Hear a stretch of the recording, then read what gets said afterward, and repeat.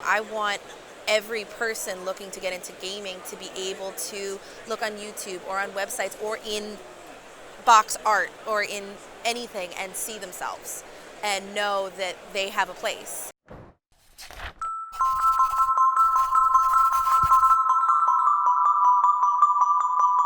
I started gaming when I worked at a Renaissance fair. I worked at the New York Renaissance Fair, and I was incredibly socially awkward, and I'm really bad at meeting new people in a big group setting. So there was a group of people that wanted to have like, hey, we have a game night if you want to come play. I was really excited about that because games allow a social interaction in a structured space that is really helpful for me. Because I'm always the person that's going, oh God, I'm going to say the wrong thing, I'm going to do the wrong thing, they're going to judge me, they're not going to like me, I'm going to have no friends, I'm going to be alone for the rest of my life. But when there's games, but when you have the structure of a game and the rules and whatever it is that you're doing, whether it's cooperative or whether it's competitive or whether it's whatever, you know exactly the realm that you're working in. So it's easier for the topic of conversation to stick where it needs to, and you have less of a chance of saying dumb things if you're me. And then I started building my own board game collection and reaching out to those friends and hosting game nights. And then I moved and I lost that huge group of friends, and I got lucky and I found a new group of friends, and we now host a game night every week, and we're very good about it, which is impressive. It is hard to have a weekly game night no matter where you are, so I count myself really lucky for that.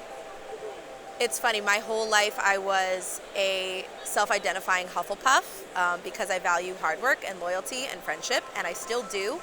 But in the past couple of years, I have been trying to take risks because I'm realizing that you miss 100% of the shots you don't take, and the worst that happens is you say no, and then you're right in the same place that you were before. And switching careers was one of the biggest risks I've ever taken. It was like one of my biggest Gryffindor moments of my whole life. Before I was in the industry, I was a teacher.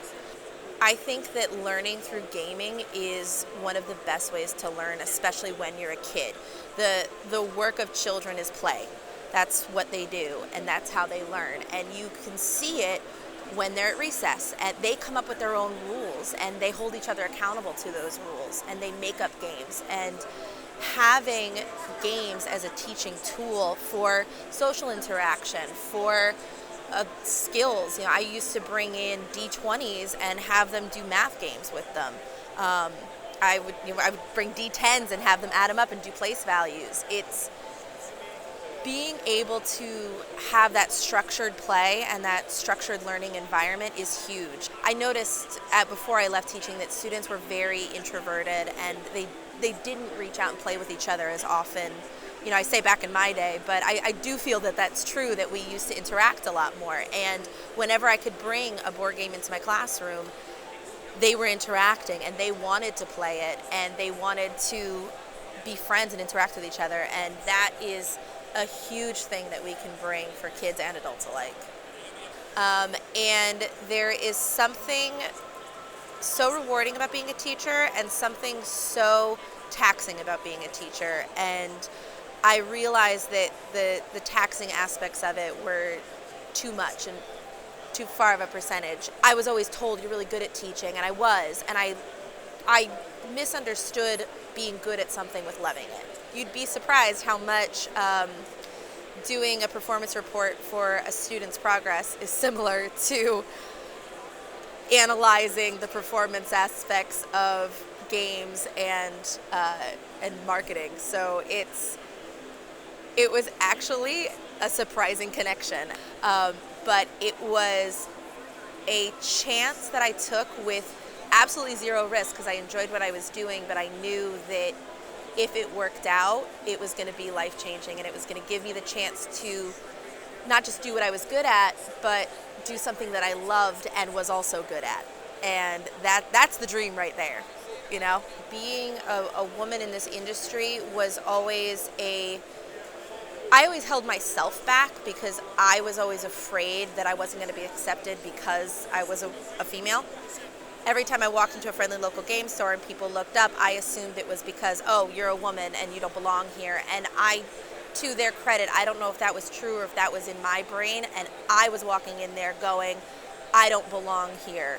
So I purposely held myself back, and I think I could have gotten into gaming and into this industry a lot sooner had I not done that. Seeing Kate Welsh, seeing Satine, seeing all these women in positions of power, in positions of gaming, in positions of being in a welcoming place to bring people in. That was it for me, and that made me take the risks to say, okay, I too can join in. I too have a place at this table. So that was huge for me. Seeing people like me in the industry was huge.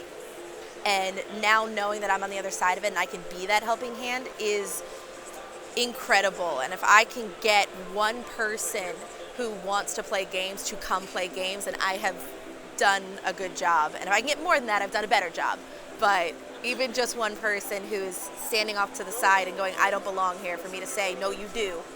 There is space for everybody here. Come on in. Being a performer means that I play games incredibly dramatically. I get teased a lot in my gaming group because I will turn anything into a role-playing game, even if I'm not supposed to. But if there is a character card, I live and breathe that character. And so in that sense, yeah, I tend to cling on to the storytelling aspect of a game, regardless of what that game is. It could be something as simple as a dexterity game, and I'm still going to find a reason to tell a story. As a performer, I tend to get very loud, especially when I'm losing, which is often. But that's fine. I don't live in an apartment complex anymore, so it's fine. I love a good theme in a game. To me, theming is almost more important than the components or the play style of a game, because at this point, you can find a bunch of games with the same mechanic, so then it's what makes it different as far as the story, as far as the art, as far as, you know, all those little things that really just kind of draw you in. I think my favorite thing about the gaming industry is how much it's growing and how we're all learning together. This is completely unprecedented. Like, I have been to several different cons, and every one I go to is bigger than the next, and there's more people than the next, and there's more games, and we're all just kind of putting those railroad tracks down as the train is coming, and we're all working together to do that and going, okay, what's next? What's happening? I've never seen this before, neither have I. Let's figure it out. And I love that there's that great coming together, and there's not a whole lot of competition. Yes, people want to sell their game. Yes, you know, you want to see yourself succeed, but we are in this together, and I really appreciate that.